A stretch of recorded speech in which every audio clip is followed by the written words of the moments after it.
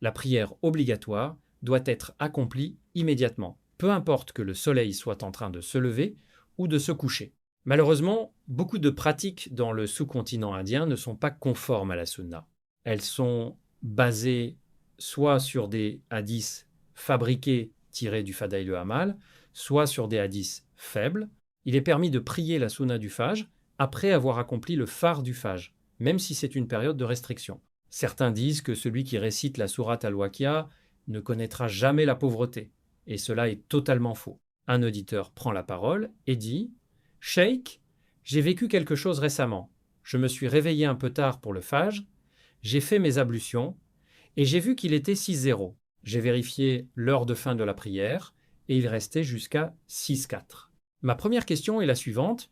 Est-ce que je dois me dépêcher pour prier avant cette heure limite, ou est-ce que je dois attendre après et la prier comme une prière manquée? Et deuxièmement, si j'essaye de me dépêcher et que je vois qu'il est exactement 6-4, l'heure de l'Ishraq, est-ce que cette prière est valide ou dois-je la reprendre? Le cheikh répond: D'abord, tu as le droit de poser une seule question, frère. Bien, commençons par le début. Est-ce qu'une personne qui se réveille tard est coupable si elle s'est réveillée tard sans le vouloir, sans avoir réglé son réveil, si cela lui est arrivé malgré elle et qu'elle se réveille triste et contrariée, alors il n'y a aucun péché sur elle. Alhamdulillah. Donc, dès que tu te réveilles tard, tu vas faire ta purification et tu pries normalement, sans te précipiter, de ton mieux, car tu n'es pas en faute. Personne ne peut jamais te dire « il reste 3 minutes avant le lever du soleil ». Attends. La prière obligatoire doit être accomplie immédiatement, peu importe que le soleil soit en train de se lever ou de se coucher. Tu dois la prier, tu ne l'ajoutes pas de délai supplémentaire. Et si tu l'as priée après que le temps soit écoulé, tu l'as accomplie. Tu demandes « est-ce que je dois la refaire ? À quoi cela servirait-il » Si tu la refais, cela ne sert à rien, car ce serait comme dire que ta première prière était invalide. Et pourquoi serait-elle invalide? Parce que tu as prié en retard. Alors qu'est-ce qui rendrait la deuxième valide? Elle serait encore plus en retard que la première. Il n'y a donc aucune raison de répéter la prière, aucune. Un autre auditeur pose une question. Cheikh, si quelqu'un se réveille tard pour le Fajr et prie d'abord le phare, peut-il ensuite prier la Sunna même si c'est une période interdite? Et quelle doit être son intention pour cette sunna? Doit-il avoir l'intention de la rattraper en tant que qada? Le cheikh répond: Nous savons tous que pour la prière du Fajr, on doit prier 2 rakas avant elle. Si une personne a manqué ces 2 rakas, elle peut les prier après. Qu'elle les prie avant le lever du soleil ou qu'elle attende après le lever du soleil. La preuve de cela est le hadith du prophète, que la paix et les bénédictions d'Allah soient sur lui. Un jour, il pria le Fajr avec la congrégation. Une fois la prière terminée, il aperçut l'un de ses compagnons debout près d'une colonne en train de prier 2 rakas. Il se leva, s'approcha de son compagnon pendant qu'il priait et répétait: Le Fajr est-il 4 rakats? Le Fajr est-il 4 rakats? Autrement dit, nous prions 2 rakas. Pourquoi tu en ajoutes 2? Le Fajr est-il à 4 rakas? Qu'est-ce que c'est que ça? L'homme termina rapidement sa prière et expliqua au prophète que la paix et les bénédictions d'Allah soient sur lui. Ô messager d'Allah, j'étais chez moi quand l'Iqama a été prononcé pour la prière du Fajr. J'ai donc couru rejoindre la congrégation en sautant mes prières volontaires. Je suis en train de les rattraper maintenant. Le prophète, que la paix et les bénédictions d'Allah soient sur lui, n'a rien ajouté et s'en est allé. Les savants disent que la sunna se définit par ce que le prophète a dit verbalement, par ce qu'il a fait ou par ce qu'il a approuvé. En approuvant ce que son compagnon avait dit et fait, cela signifie qu'il est permis de prier la sunna du Fajr après avoir accompli le phare du Fajr, même si c'est une période de restriction. Nous avons expliqué plus tôt que les périodes de restriction interdisent uniquement les prières volontaires sans raison valable.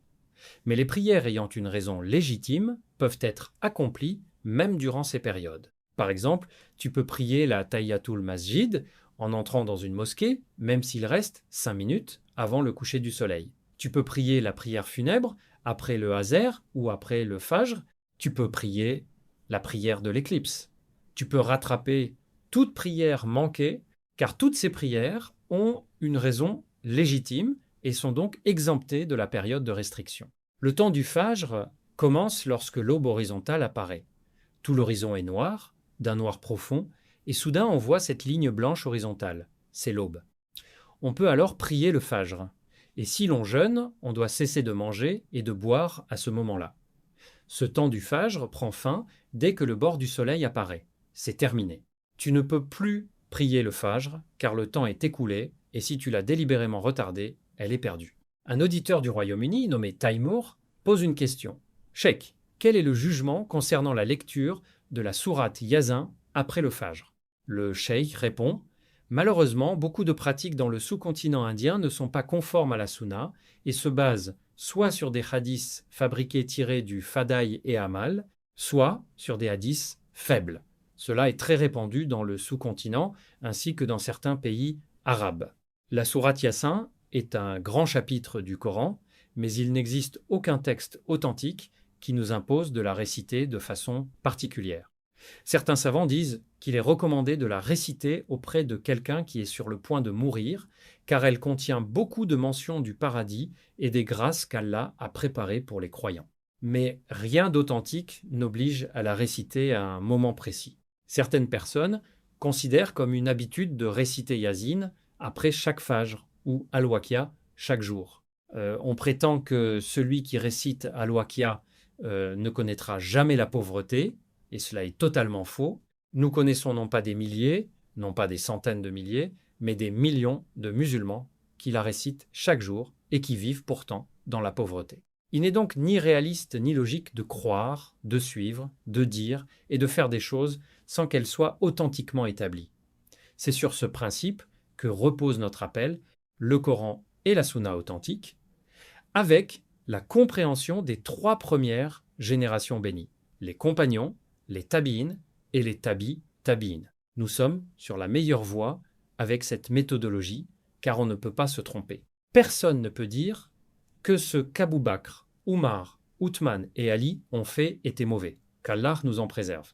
Et ce sur quoi les tabi'in s'étaient accordés, prétendre aujourd'hui que notre époque est meilleure que la leur, c'est du néant.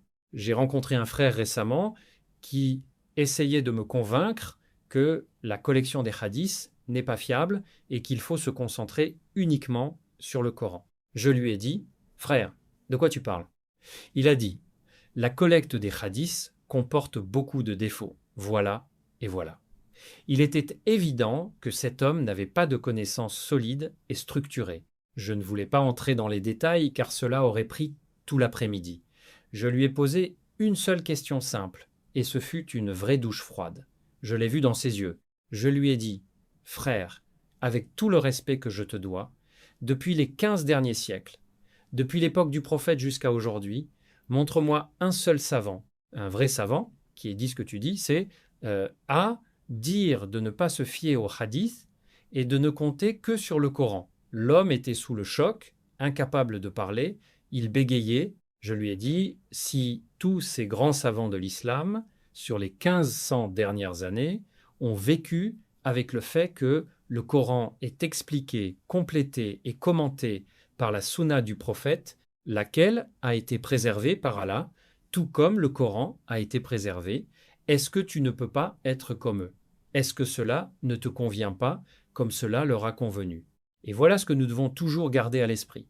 Ne suis pas ce qui est faible ou fabriqué, ne suis pas des savants douteux qui cherchent la gloire et la célébrité et qui ne sont pas reconnus comme de vrais savants. Suis ceux qui suivent le Coran et la Sunna, authentiques avec la compréhension des générations du Salaf.